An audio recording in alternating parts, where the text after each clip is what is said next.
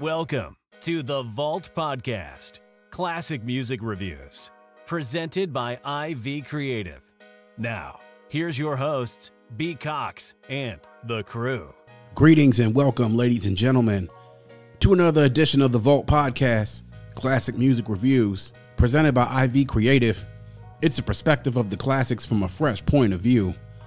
Appreciate you for taking your time and lending your ears to our perspective. You could be anywhere listening to anything, but you're right here with us, so we thank you.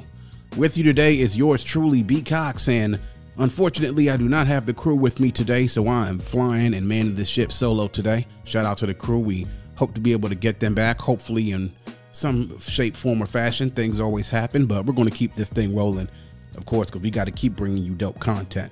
Pleased to always have you all join me today on the Vault Classic Music Reviews. And before we get into the album review today, I have to give a very big shout out and big thank you to all the listeners out there who have checked out the Vault Podcast, everyone who has clicked on an episode, who has listened, who has subscribed, who has shared, who has commented on social media.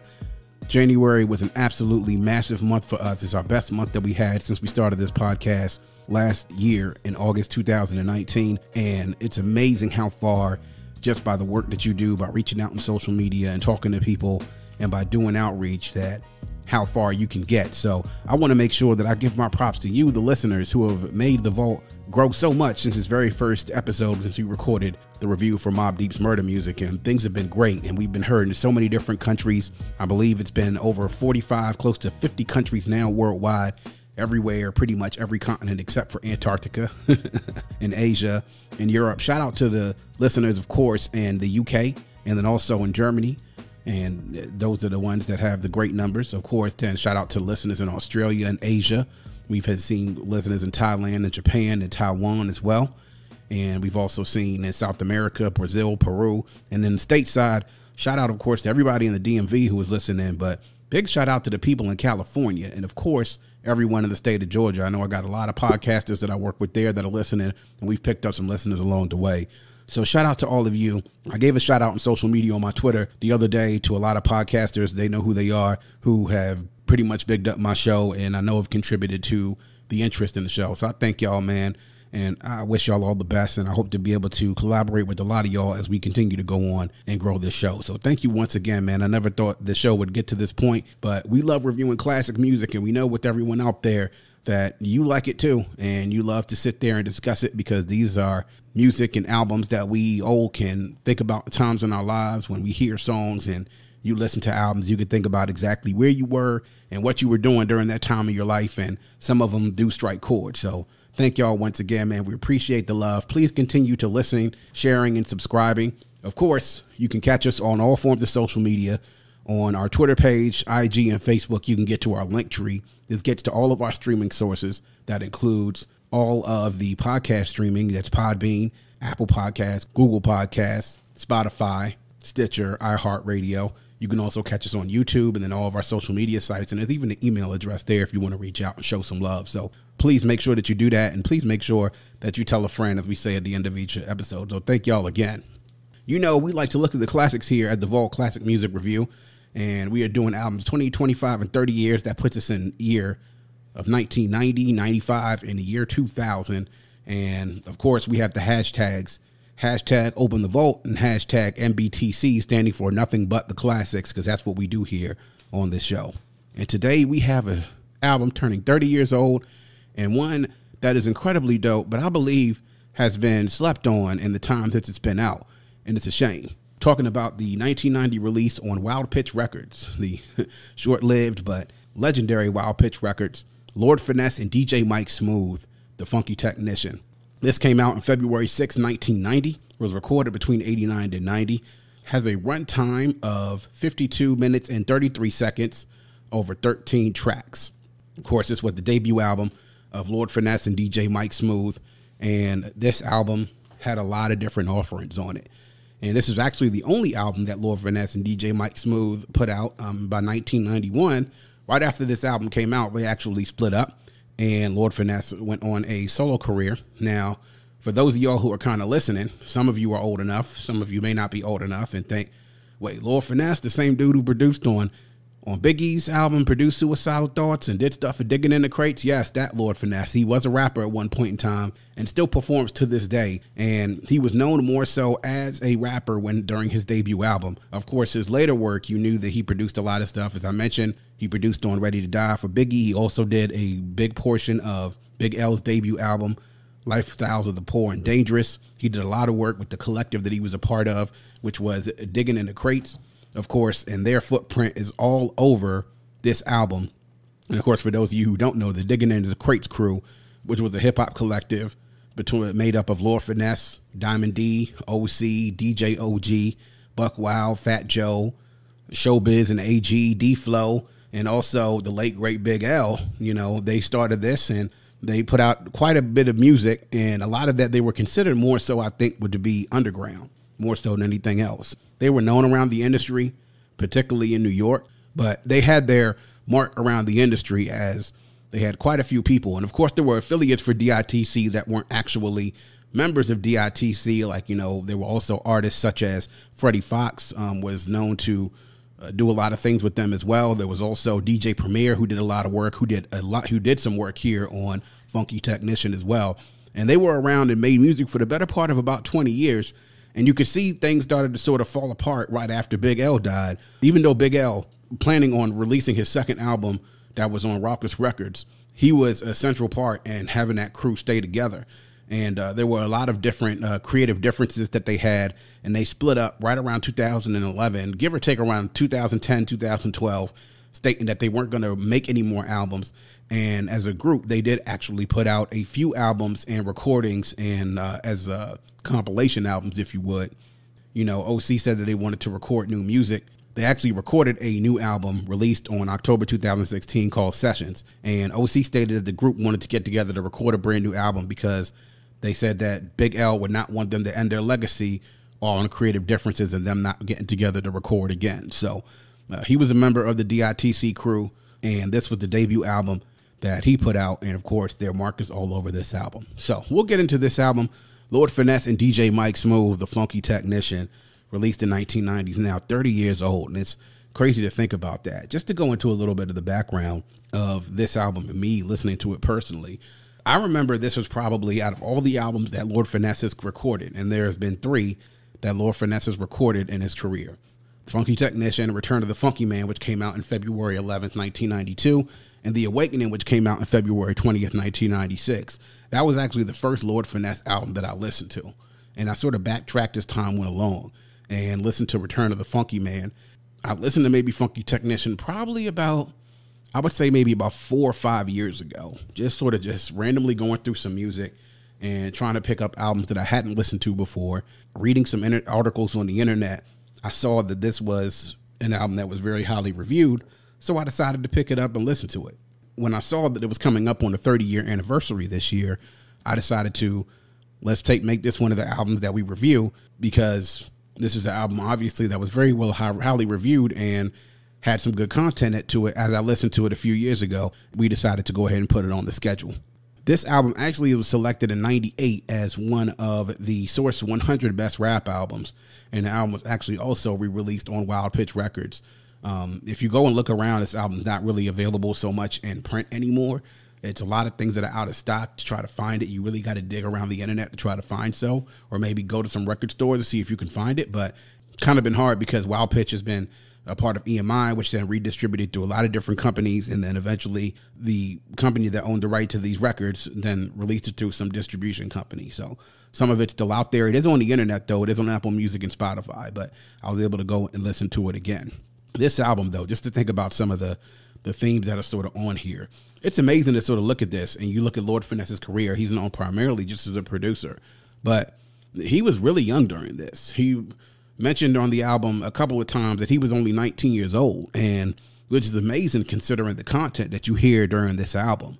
A lot of great work on here, and lyrically, I was very surprised to hear, considering the time frame when he was recording it in the early 90s, how dope this album was lyrically, and some of the work that he was able to do as well.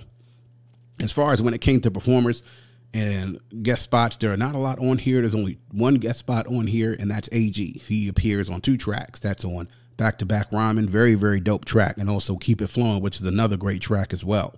As far as the producers are concerned, for all of Lord Finesse's producing chops, he does not produce any tracks on this album.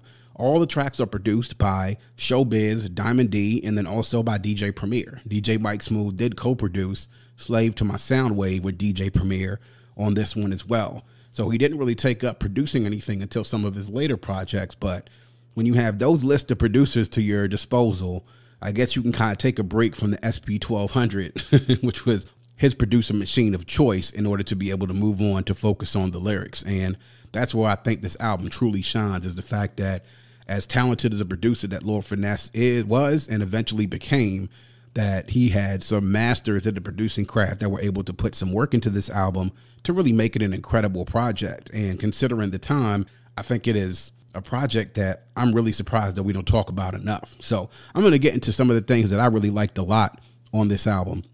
The album starts off great with Lord Finesse theme songs. The samples on here are ridiculous, and you got to expect that coming from the DITC crew and also from DJ Premier, man. It's it's crazy how they flip some of these samples. The first song, of course, Baby You Nasty, which is by Lord Finesse, produced also by DJ Premier. Premier also did the Lord Finesse theme song intro.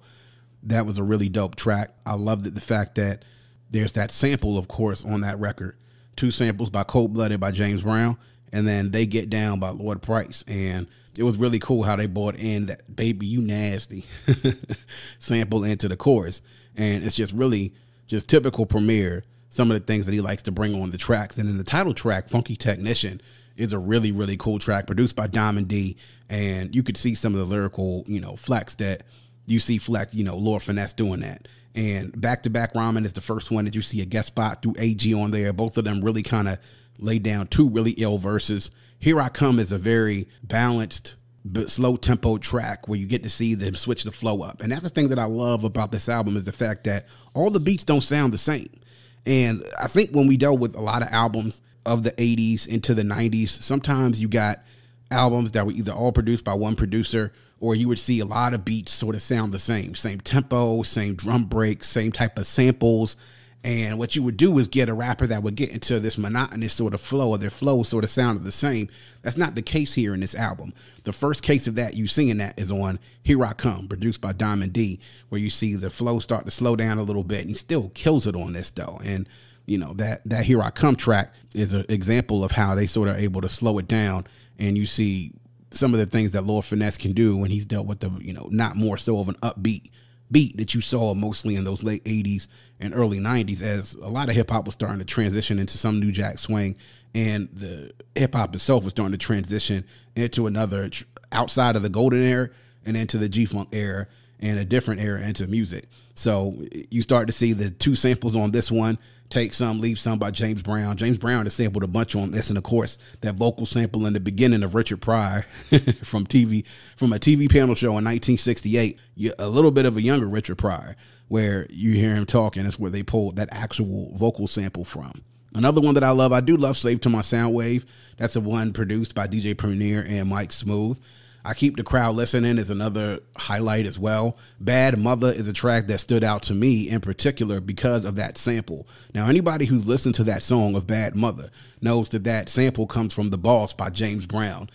That same song, The Boss by James Brown, has been sampled a bunch of times in history. And in particular, the one song that I know that sampled it, that comes to mind, is Get Down by Nas, that was on God's Child. And that's the big one that, of course, that I know because it was recognizable almost immediately. It's also been sampled on Kendrick Lamar. It was on Section 80, Hold Up, sampled by Pete Rock, sampled by, on Bad Mother. And then, of course, You Played Yourself. But that's really just a dope-ass track. That guitar sample, that just really kind of gets you in the mode. Every time I hear that, I just think, and that Get Down, sampled by James Brown, is just vintage James Brown. So that was just a really nice track. And smooth way to use that sample, because before then, I don't think we had heard anybody in hip hop sample that record. And that was another track produced by Diamond D. Keep It Flowing is the second guest track by Lord Finesse and AG. Great verses by both of them. AG leading off this time and Lord Finesse finishing off. Lessons to Be Taught had a very interesting message, and of course was a little bit of a breakup, because a lot of these rhymes that you heard with Lord Finesse on him. You heard a lot of it was talking about how dope of an MC he was, how he can move the crowd, how he deals with whack MCs. That's the motif, though, right? Because for a lot of records in the 80s, you know, unless it was Public Enemy, NWA, a lot of different other rappers that had different motifs, you talked about how great an MC you were, how you dealt with whack MCs, how you could move the crowd, and, of course, how you get the ladies. And that was really the epitome of being able to do things, and you had to be skilled to be able to do it and not bore the crowd as well. But Lesson to Be Taught kind of breaks that up with the stories that are being told there as well. Just a Little Something's cool. Another one produced as well by Showbiz. Strictly for the Ladies was a really cool track that just goes in the vein of you have to have a ladies track back then, and Lord Finesse was able to do it. And then the very last track on here, Track the Movement, which was also produced by DJ Premier, to me is a standout. And the reason why it's a standout is because of the beat and the way that the beat switches. Once every like 4 to 8 bars, you hear that switch up between those two different samples. And as a matter of fact, those two samples that you hear on Track the Movement are Never Had a Dream by the Ohio Players and Take Me Just As I Am by Lynn Collins. And those are what makes up those two samples make up that track. And you just hear the beat flip from one to the next, and everything just sort of all just kind of stays right in rhythm and right in motion. And that's the way how the album ends. And at the end of it, I was just like, man, you know what? This is actually pretty damn dope. And the reason why I say that is because we don't really think about Lord Finesse and his rapping chops, but to really point to it, he was severely underrated in the way that he rhymed. His flow, to me, was reminiscent of some of the greater rappers of that era. You talk about Big Daddy Kane and Rakim. You talk about the KRS Ones. You talk about those type of rappers that sort of have that ability, smooth flow, great lyrics, great internal rhymes, multisyllabic rhymes, everything else like that. He had all of that. And for him to be so young, he really had a lot of potential for him to be able to start out this way. And I was doing some research on this album, and I go to a rap review, back to the lab series from rapreviews.com, a site that I love when I do research and loved back in the day when I was researching albums, by Steve Flash One from rapreviews.com. He was talking about Wild Pitch Records, and he says, Lord Finesse is just such a rapper. Though some may know him for his work with the musical collective Digging in the Crates and the rap classes he produced for other MCs, the remarkable thing about Finesse is he has always been how well he lives up to his name. In fact, a fair argument can be made, other than the genius Jizza has had a more apt nom de plume in all of the East Coast rap.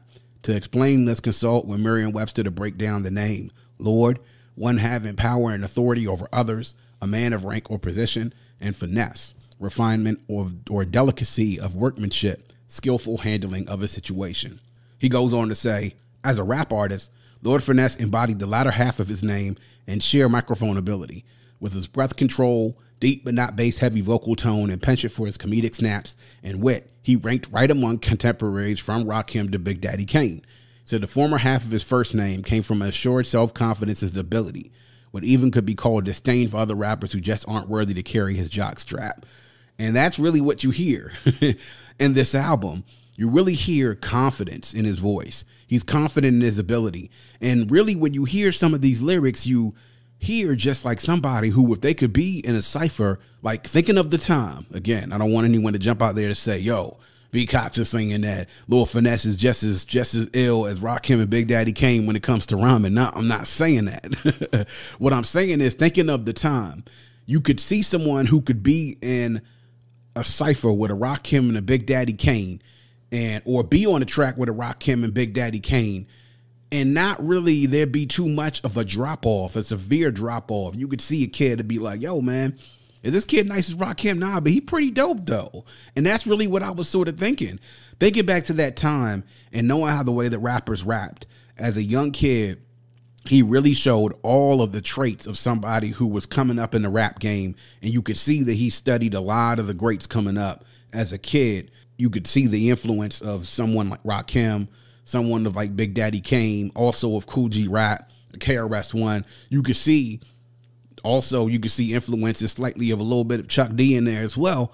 You could see where he got, he studied and then used it to develop a style of his own. It isn't like he took that and he immediately made himself a clone of any one of these rappers. Like, no, he took and made a style distinctly that was just his own. And that's what I was really stuck of more so than anything else.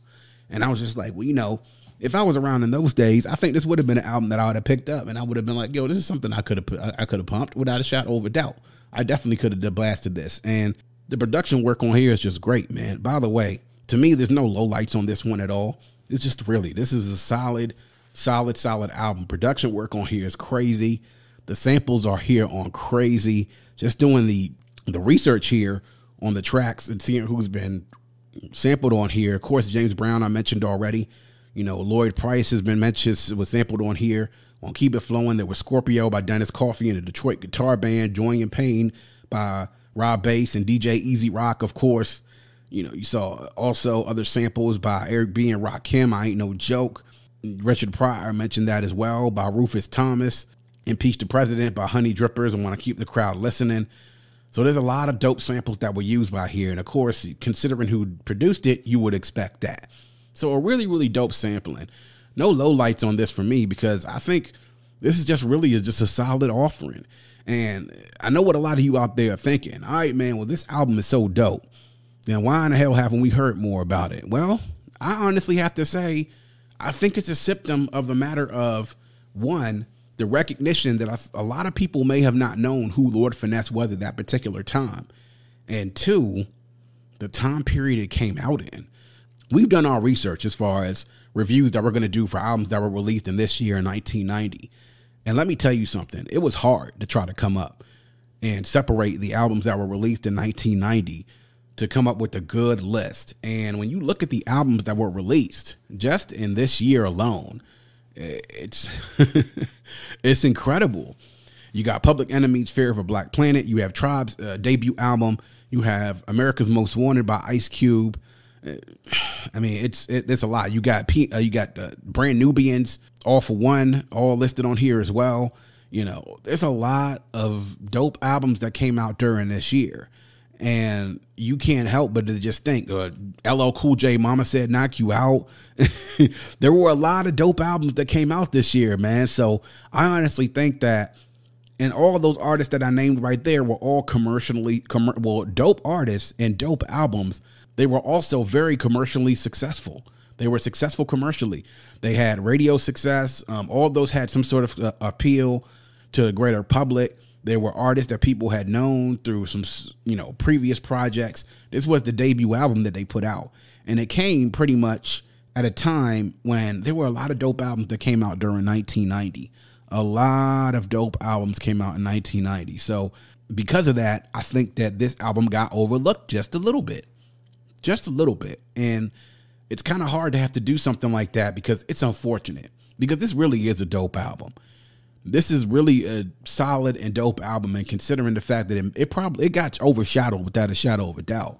Now, there is some recognition, because I think among the greater hip hop audience, people are going to think about Funky Technician, and the general hip hop fan is going to be like, who? You know, you say the name Lord Finesse and they'll be like, who? Some of them won't know who you're talking about. But the heads know. I mean, just considering the fact that this was named one of the best rap albums when the Source was still, I think, they were losing their credibility. But I think if you looked at their 100 best rap albums list, you could look at it and be like, you know what? That's actually not a bad list. For it to be up there, it was regarded by those in the community very, very well. And to me, I think it does sound a little bit dated, but then you have to consider the time that it came out in. Any album that you listen to, I think in the early 90s and back to the 80s, you're going to have to consider that. It's going to sound a certain type of way, but that was the style back then. And considering the fact that who produced this album and the beats that were produced on here and the flow and the sound, I think it's a really, really dope project. And I think it's worth being looked at again, because it got overshadowed a little bit, and name recognition probably paid to the fact that this didn't get the attention it deserved back then. I think those in the industry definitely respected it, but I think the rap public, we probably kind of slept on this a little bit. And I'm pretty sure that if you ask most folks, most people who aren't into the genre like that and who still aren't, they probably don't know anything about this album, but it's dope, believe me. As far as, to me, whether I think this is, do I think that this is a classic? I do. And I do think it's a certified classic. And let me put it to you this way. I don't think that this is probably if you're going to talk about the best albums of all time, it's not in the top 20. It's not in the top 50. Heck, it may not even be in the top 100 anymore. We're talking about this has been almost 20 years later now, 22 years since the Swords put that out. But I think it's in the conversation for if you had to make a list of maybe best 500 rap albums or hip hop albums of all time, 250 to 500, it's in that discussion. And I think it's worth mentioning because it really is a dope album. As far as when I think about my criteria for talking about a certified or bona fide classic, I don't think there's any skips here. There's not a song I listen to. It's like, yo, this song is whack. I'm going to turn it off. Like, there's no skips on this one for me. I think all the tracks have a certain type of quality to them. They're all unique, each in their own type of way. I listen to it now, and I don't feel like, I've been back in the time capsule, and I feel like, I don't really know if I should be playing this right now because this is old as hell. Like, it doesn't sound good anymore. I do think it's still a certified classic because it has those elements to it. I think that when you listen to this and you sit back and take everything into consideration, that this has all the elements of everything you talk about with a certified classic. But it's a slept on certified classic. Unfortunately, you may tend to gloss over it if you might just skip past it. Like if you're probably looking at things to listen to, if this was a record, if you were in a record store, you might just gloss past this one. But I think you'd be doing yourself a disservice if you didn't check it out because I do think it's really, really dope. And I think Lord Finesse at that time, wordplay was right up there with some of the best, man. And I think if he could have kept at it, he could have, not to say he could have been one of the best rappers in the game, but he could have been a respected veteran, just like another person in DITC, like OC. I think OC and Lord Finesse could have been sort of like those same type of rappers, somebody that you probably not putting in your GOAT conversation, but you going to put him up there as like, yo, my man is a respected veteran, man. His wordplay is good. He's a talented MC, and he definitely can get out there when it's time to put down the 16. He could put one down and isn't bringing anything down. So there we are. The Funky Technician by Lord Finesse and DJ Mike Smooth, released in 1990. It's now 30 years old. Please go make sure you check it out. I was able to listen to it, of course, on Apple Music and also on Spotify. Go and check it out, man. It's a really, really dope album. It's worth checking out. I do think it's a classic and it does stand the test of time. I just think that we need to take into consideration that it may not have been well or it might have been glossed over back then. So I do believe it is very much a slept-on classic. But go check it out and let me know what you think. We definitely love to we definitely like to hear from all the fans on social media. Of course, send your emails. You can reach us, of course, on social media just to give you an idea where you can find us on IG at Vault CMR Podcast. Also, you can find us on Facebook and YouTube by searching The Vault Classic Music Reviews. You can search us both on there and you'll find the channels and also the fan page of the podcast. And on Twitter, you can find me at Vault Classic. That's where you can get the show Twitter feed. And for myself personally, B Cox, you can find me on at It's Lesson. That's at ITSLESSON. I'm very active on there. I love interacting with the fellow followers, fellow podcasters, fans. I love it. Y'all keep my day going and you keep me going to keep doing this over and over again because we all love classic music, whether it's hip hop, reggae, or R&B, which we're going to be doing all three of those this year. So big ups to all of y'all. Thank you again for listening. And we'll keep this thing going. Remember, use those hashtags, man. Don't be afraid to tag that. Hashtag open the vault. Hashtag MBTC. Nothing but the classics. Because that's what we do here, man. We like to highlight the classics. And that is going to wrap up yet another edition of The Vault. Please make sure you check us out on our host. That's vaultcmrpodbean.com. Of course, on any one of our social media sites, you can get to our link tree. It gives you all of our streaming platforms and, of course, the additional social media sites that are out there. You can also download, stream, and subscribe to The Vault CMR on any one of those streaming sites. We appreciate all the support. And if you have a friend, tell a friend, and make sure you tell that friend to tell a friend. Always remember to keep your headphones on and your music loud, but not too loud. And as we close, we like to remind everyone to dream big because dreams are the basis for creation. Always create, motivate, and elevate because you were never destined or created to stay stationary in this life. And on that note, we say peace. Thank you for listening and coming into The Vault. Please subscribe and follow us on Facebook at IV Creative and Instagram at IVECRE8.